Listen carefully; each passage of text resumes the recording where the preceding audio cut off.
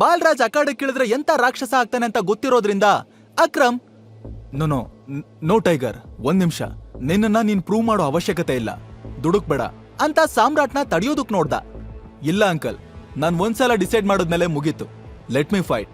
ಇವತ್ತು ಬಾಲ್ರಾಜ್ ನನ್ ಮುಂದೆನೆ ನನ್ನ ಐಡೆಂಟಿಟಿ ಬಗ್ಗೆ ಕ್ವಶನ್ ಮಾಡಿದ್ದಾರೆ, ನಾಳೆ ಇನ್ಯಾರೋ ನನ್ ಬೆನ್ ಹಿಂದೆ ಕ್ವಶನ್ ಮಾಡ್ತಾರೆ. ನಾನೇ ಸಂಜಯ್ ಮಗ ಟೈಗರ್ ಅಂತ ಪ್ರೂವ್ ಮಾಡೋದಕ್ಕೆ ಯಾವ ರಿಸ್ಕ್ ಬೇಕಾದ್ರೂ ತಗೋತೀನಿ. ಸಾಮ್ರಾಟ್ ನಡೆ ನುಡಿ ಎಲ್ಲ ಸಂಜಯ್ ತರಾನೇ ಇತ್ತು. ಅವನು ಅಷ್ಟೇ, ಒಂದು ಸಲ ನಿರ್ಧಾರ ಮಾಡ್ದ ಅಂದ್ರೆ ತಲೆ ಮೇಲ್ ತಲೆ ಹೋದ್ರೂ ಅವ್ನು ಬದಲಾಯಿಸ್ತಾ ಇರ್ಲಿಲ್ಲ. ಸರಿ ಟೈಗರ್, ಆಲ್ ದ ಬೆಸ್ಟ್ ಅಂತ ಹೇಳಿ ಅಕ್ರಮ್ ಮೇಲೆದ್ದ. ಸುಮಾರು 1 ಗಂಟೆ ನಂತರ ಅವ್ರು 3 ಜನ ಬಾಲ್ರಾಜ್ನ ಪ್ರೈವೇಟ್ ಫೈಟಿಂಗ್ ಅಖಾಡಕ್ ಬಂದ್ರು. ಇದೇ ರಿಂಗ್ ನಲ್ಲಿ ಬಾಲ್ರಾಜ್ ಅದೆಷ್ಟೋ ಘಟಾನುಘಟಿಗಳಿಗೆ ಮಣ್ಮುಗ್ಸಿದ್ದ. ಇವತ್ತು ಸಾಮ್ರಾಟ್ ಸ್ಥಿತಿನೂ ಅದೇ ಆಗುತ್ತೆ ಅನ್ನೋ ಹುಮ್ಮಸ್ನಲ್ಲಿ ಬಾಲ್ರಾಜ್ ಕೋಟು, ಶೂಸ್, ವಾಚ್ನೆಲ್ಲ ಬಿಚ್ಚಿ ರೆಡಿ ಆದ. ಆ ಕಡೆ ಸಾಮ್ರಾಟ್ ಕೂಡ ಶರ್ಟ್ ಸ್ಲೀವ್ಸ್ ಮಡ್ಚ್ಕೊಂಡು ರೆಡಿ ಆದ.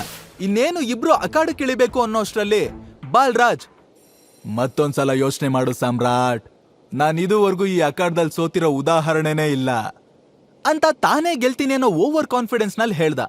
ಅಷ್ಟೇ ಕಾನ್ಫಿಡೆನ್ಸ್ ನಿಂದ ಸಾಮ್ರಾಟ್ ಕೂಡ, ಹೌದು ನೀವ್ ಸೋತಿಲ್ಲ, ಯಾಕಂದ್ರೆ ಈ ಟೈಗರ್ ಜೊತೆ ನೀವ್ ಯಾವತ್ತೂ ಫೈಟೇ ಮಾಡಿಲ್ವಲ್ಲ, ಬಟ್ ಇವತ್ತು ಸೋಲಿನ ರುಚಿ ಹೇಗಿರುತ್ತೆ ಅಂತ ಟೇಸ್ಟ್ ಮಾಡಿಸ್ತೀನಿ ಅಂತ ಟಾಂಗ್ ಕೊಟ್ಟ. ಬಾಲ್ರಾಜ್ ಏನು ರಿಯಾಕ್ಟ್ ಮಾಡ್ದೆ, ಅಕ್ರಮ್ ಕಡೆ ನೋಡಿ, ಹಾಗಾದ್ರೆ ಯಾರ ಮೇಲ್ ಬಾಜಿ ಕಟ್ತೀಯ, ನಾನೋ ಇಲ್ಲ ಇವನೋ ಅಂತ ಕೇಳ್ದ. ಅಕ್ರಮ್ ಪ್ರೌಡ್ ಫೀಲ್ ಅಲ್ಲಿ, ಇದಂತ ಕ್ವಶನ್ ಬಾಲ, ಟೈಗರ್ ಇರೋವಾಗ ಬೇರೆಯವ್ರ ಮೇಲೆ ಬಾಜಿ ಕಟ್ಟೋದ? ನೋವೇ, ಗೆಲ್ಲೋದೇನಿದ್ರು ನಮ್ ಮರಿ ಟೈಗರ್ರೆ, ಮುಂದುವರ್ಸಿ ಅಂತಂದ. ಬಾಲ್ರಾಜ್ಗೆ ಅವಮಾನ ಆದ್ರೂ ಅದನ್ನ ನಗು ಮುಕ್ತಿಂದಾನೆ ಕವರ್ ಮಾಡ್ಕೊಂಡು, ಇರ್ಲೆ ನೀನ್ ಈ ಓವರ್ ಕಾನ್ಫಿಡೆನ್ಸ್ಗೆ ನೀನೇ ಪಶ್ಚಾತ್ತಾಪ ಪಡ್ತೀಯ, ಗೆಲ್ಲೋದೇನಿದ್ರು ನಾನೇ ಅಂತ ಹೇಳ್ತಾ ಅಖಾಡಕ್ಕೆ ಇಳ್ದ. ಸಾಮ್ರಾಟ್ ಕೂಡ ಹಗ್ಗ ನುಗ್ಬಂದು ರಿಂಗ್ ಒಳಗಡೆ ನಿಂತ್ಕೊಂಡ. ಒಂದು ಸಲ ಮನ್ಸಲ್ಲೇ ಸಂಜಯ್ನ ನೆನಪು ಮಾಡ್ಕೊಂಡು ಕೈ ಮುಗ್ದ. ಹಾಗೆ ಇಬ್ರು ನಡುವೆ ಫೈಟ್ ಶುರುವಾಯ್ತು. ಆಗ ಬಾಲ್ರಾಜ್ ಏಯ್ ಅಂತ ಕಿರಿಸ್ತಾ ಓಡ್ ಬಂದು ಸಾಮ್ರಾಟ್ಗೆ ಫಸ್ಟ್ ಪಂಚ್ ಕೊಟ್ಟ. ಆ ಪಂಚ್ ಕಬ್ಣದ ರಾಡಲ್ಲಿ ಬೀಸ್ ಹೊಡೆದಾಗಿತ್ತು. ಸಾಮ್ರಾಟ್ ಒಂದು ಕ್ಷಣ ನಿಂತಲ್ಲೇ ಅಲ್ಲಾಡೋದ, ತಲೆ ಜುಮ್ಮಂತು. ಬಾಲ್ರಾಜ್ ಮದ್ದಾನೆ ತರ ರಿಂಗ್ ತುಂಬಾ ಓಡಾಡ್ತಾ ಸಾಮ್ರಾಟ್ಗೆ ಮತ್ತೆ ಪಂಚ್ ಮಾಡೋದಕ್ಕೆ ಓಡ್ ಬಂದ. ಈ ಸಲ ಅವನು ಬರ್ತಿದ್ ಫೋರ್ಸ್ಗೆ ಪಕ್ಕ ಸಾಮ್ರಾಟ್ ಮುಖಾಮುಖಿ ಬ್ಲಾಸ್ಟ್ ಆಗೋದು ಕನ್ಫರ್ಮ್ ಆಗಿತ್ತು. ಅಕ್ರಮ್ ಟೆನ್ಷನ್ ನಲ್ಲೇ ತಲೆ ಮೇಲೆ ಕೈ ಹೊತ್ಕೊಂಡು ಇರೋ ಬರೋ ದೇವ್ರನ್ನೆಲ್ಲ ನೆನಪು ಮಾಡ್ಕೊಳ್ತಾ ಇದ್ದ. ಇನ್ನೇನು ಬಾಲ್ರಾಜ್ ಮುಷ್ಟಿ ಸಾಮ್ರಾಟ್ ಮುಖದ ಮೇಲೆ ಬೀಳ್ಬೇಕು ಅನ್ನೋ ಅಷ್ಟರಲ್ಲಿ ಅವನು ಪಟ್ ಅಂತ ಕೆಳಗ್ ಬಗ್ದ. ಬಾಲ್ರಾಜ್ ಗಾಳಿಗೆ ಮುಷ್ಟಿ ಮಾಡಿ ಹಾಗೆ ಮುಂದೆ ಹೋದ. ಇವಾಗ ಸಾಮ್ರಾಟ್ ಮುಖದಲ್ಲಿ ನಗು ಇತ್ತು. ಅವನು ಚಿಕ್ಕ ವಯಸ್ಸಿನಲ್ಲೇ ಸಂಜಯ್ ಫೈಟಿಂಗ್ ಪ್ರಾಕ್ಟೀಸ್ ಮಾಡೋದನ್ನ ಒಂದು ದಿನಾನು ಮಿಸ್ ಮಾಡದೆ ನೋಡ್ತಿದ್ದ. ಅಷ್ಟೇ ಅಲ್ಲ, ಸಂಜಯ್ ಆಗ್ಲೇ ಅವನ್ಗೆ ಫೈಟಿಂಗ್ ಟೆಕ್ನಿಕ್ಸ್ನೆಲ್ಲ ಕಲ್ಸಿದ್ದ ಕೂಡ. ಈಗ ಅವನ್ ಅದನ್ನೆಲ್ಲ ನೆನಪು ಮಾಡ್ಕೋತಿದ್ದ. ಈ ಕಡೆ ಬಾಲ್ರಾಜ್ ಗುರಿ ತಪ್ಪಿರೋ ಗಿಡಗನ್ ತರ ಆಗಿದ್ದ. ಬಿಡಲ್ಲ ಕಣೋ ನಿನ್ನನ್ನ ಅಂತ ಕಿರಿಸ್ತಾ ಮತ್ತೆ ಸಾಮ್ರಾಟ್ ಕಡೆ ಓಡೋಡ್ ಬಂದ. ಸಾಮ್ರಾಟ್ ಫುಲ್ ಹಿಂದಕ್ ಬಾಗಿ ಒಂದು ಟರ್ನ್ ತಗೊಂಡು ಅವನು ಬೆನ್ಗೆ ಸರಿಯಾಗಿ ಪಂಚ್ ಮಾಡ್ದ. Yes yes super tiger, super ಕಣೋ ಅಂತ ಅಕ್ರಮ್ ಚಿಕ್ಕ ಮಕ್ಕಳ ತರ ಜೋಶಲ್ ಚಪ್ಪಾಳೆ ತಡ್ದ. ಇತ್ತ ಸಾಮ್ರಾಟ್ ಕೊಟ್ಟ ಸ್ಟ್ರಾಂಗ್ ಪಂಚ್ಗೆ ಬಾಲ್ರಾಜ್ ಬ್ಯಾಲೆನ್ಸ್ ತಪ್ಪಿ ರಿಂಗ್ ಮೇಲೆ ದೊಪ್ಪ ಅಂತ ಬಿದ್ದ. ಈಗ ಅವನು ಗಾಯಗೊಂಡಿರೋ ಸಿಂಹ ತರ ಆಗಿದ್ದ. ಹಲ್ ಕಡಿತ ಮತ್ತೆ ಅಟ್ಯಾಕ್ ಮಾಡೋದಕ್ ಮುಂದಾದ. ಸಾಮ್ರಾಟ್ಗೆ ಆಗ್ಲೇ ಬಾಲ್ರಾಜ್ ವೀಕ್ನೆಸ್ ಏನು ಅನ್ನೋದು ಅರ್ಥ ಆಗಿದ್ರಿಂದ ಈಸಿಯಾಗಿ ತಪ್ಪಿಸ್ಕೋತಿದ್ದ. ಅವನ್ ನೆರಳನ್ನು ಕೂಡ ಬಾಲ್ರಾಜ್ನಿಂದ ಟಚ್ ಮಾಡೋದಕ್ಕಾಗ್ತಾ ಇರ್ಲಿಲ್ಲ. ಅಕ್ರಮ್ ನಗ್ತಾ, ಹೇಯ್ ಬಲ, ಸಾಕೋ, ಸರೆಂಡರ್ ಆಗ್ಬಿಡೋ, ನಿನ್ ರೆಕಾರ್ಡ್ನ ನೀನೇ ಯಾಕೆ ಸ್ಪಾಯ್ಲ್ ಮಾಡ್ಕೋತ್ಯಾ, ಬಿಡು ಹೋಗ್ಲಿ, ನೀನ್ ಟೈಗರ್ ಕೈಯಲ್ಲಿ ಸೋತಿದ್ಯಾ ಅಂತ ನಾನ್ ಯಾರ ಹತ್ರನೂ ಹೇಳಲ್ಲ ಅಂತ ಉರಿತಿರೋ ಬೆಂಕಿಗೆ ತುಪ್ಪ ಸುರ್ದ. ನೆಕ್ಸ್ಟ್ ಮೂಮೆಂಟೇ ಬಾಲ್ರಾಜ್ ಸಿಟ್ಟಲ್ಲಿ ನೆಲ ಗುದ್ದಿ ಮೇಲೆದ್ದ. ಇವಾಗ ಅವನು ತನ್ನ ಫುಲ್ ಸ್ಟ್ರೆಂತ್ ಬಿಟ್ಟು ಫೈಟ್ ಮಾಡೋದಕ್ ರೆಡಿ ಆದ. ಯಾವ್ಯಾವ್ದೋ ಹೊಸ ಟೆಕ್ನಿಕ್ನೆಲ್ಲ ಯೂಸ್ ಮಾಡಿ ಸಾಮ್ರಾಟ್ನ ಹೊಡೆಯೋದಕ್ ನೋಡ್ದ.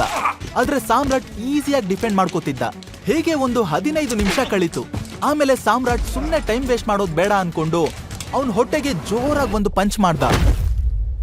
ನೆಕ್ಸ್ಟ್ ಸೆಕೆಂಡೇ ಬಾಲ್ರಾಜ್ ಹೊಟ್ಟೆ ಹಿಡ್ಕೊಂಡು ನೆಲಕ್ಕೆ ಉರುಳ್ದ. ಸಾಮ್ರಾಟ್ ಕ್ವಿಕ್ ಆಗಿ ಹಿಂದೆಯಿಂದ ಅವನ 2 ಕೈಗಳನ್ನು ಬಳಸಿ ಗಟ್ಟಿಯಾಗಿ ಹಿಡ್ಕೊಂಡು ಮೇಲೆತ್ತುದ. ಅಕ್ರಮ್ ಫುಲ್ ಶಾಕ್ ಅಲ್ಲಿ ಬಾಯಿ ತೆರ್ಕೊಂಡ್ ನಿಂತಿದ್ದ. ನೋಡ್ತಿದ್ದಂಗೆ ಸಾಮ್ರಾಟ್ ಬಾಲ್ರಾಜ್ನ ಗಾಳಿಲಿ ಒಂದು ರೌಂಡ್ ಸುತ್ತಿಸಿ ಕೆಳಗೆಸ್ತ.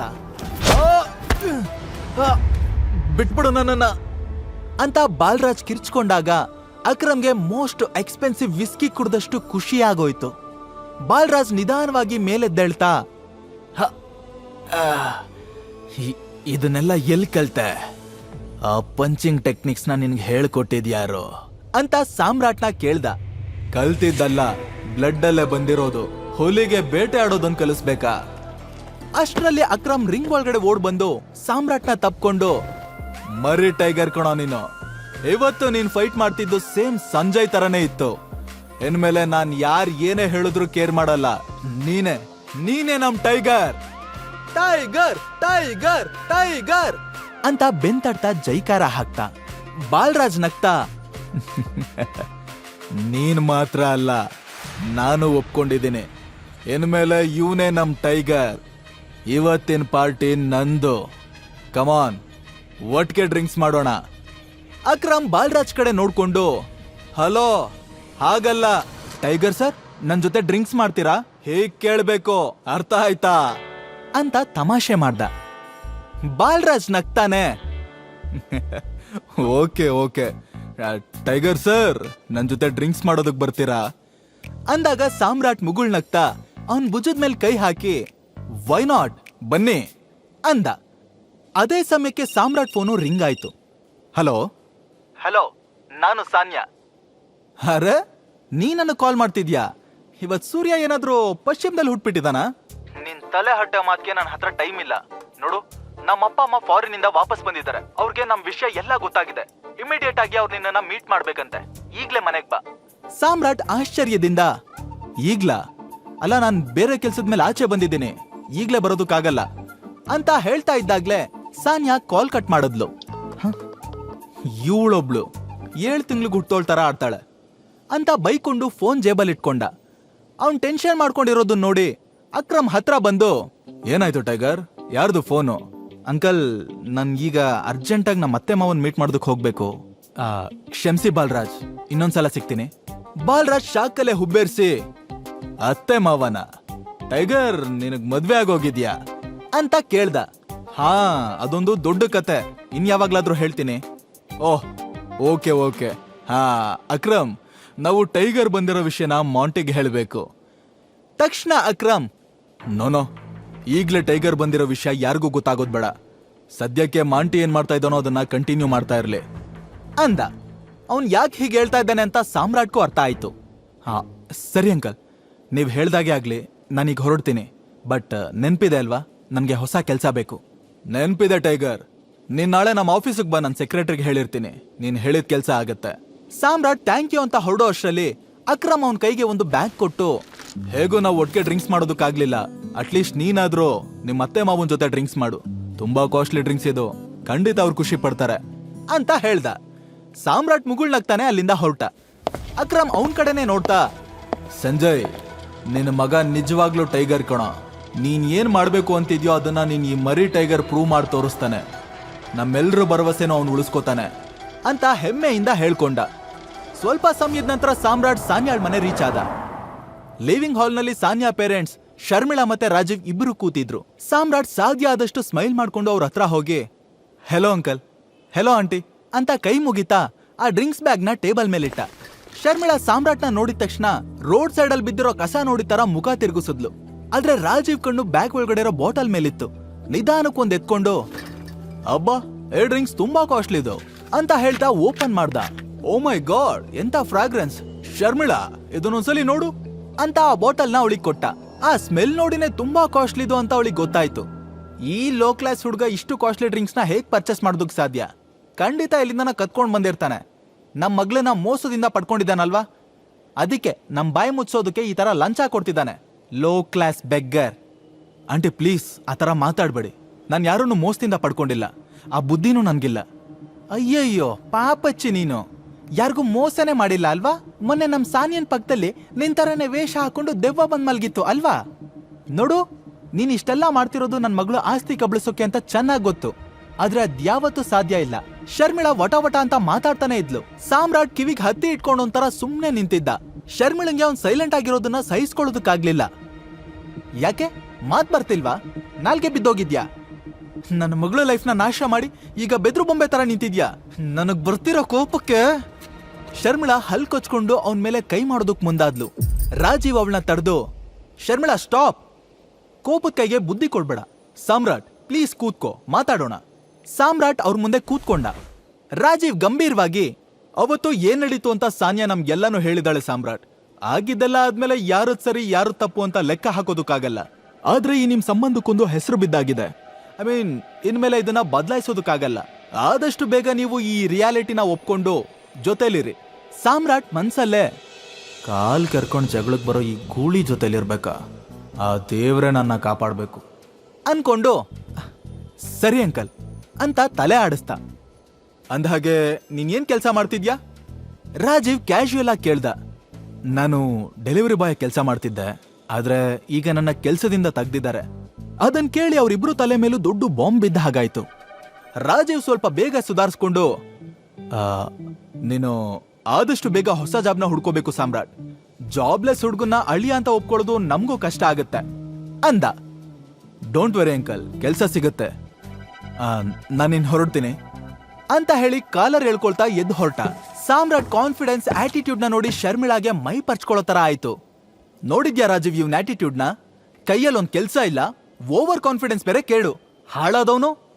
ಸಾಮ್ರಾಟ್ ಅವಳ ಕಡೆ ತಿರ್ಗಿ, ಆಂಟಿ ಇದು ಓವರ್ ಕಾನ್ಫಿಡೆನ್ಸ್ ಅಲ್ಲ, ಜಸ್ಟ್ ಕಾನ್ಫಿಡೆನ್ಸ್ ಅಷ್ಟೇ.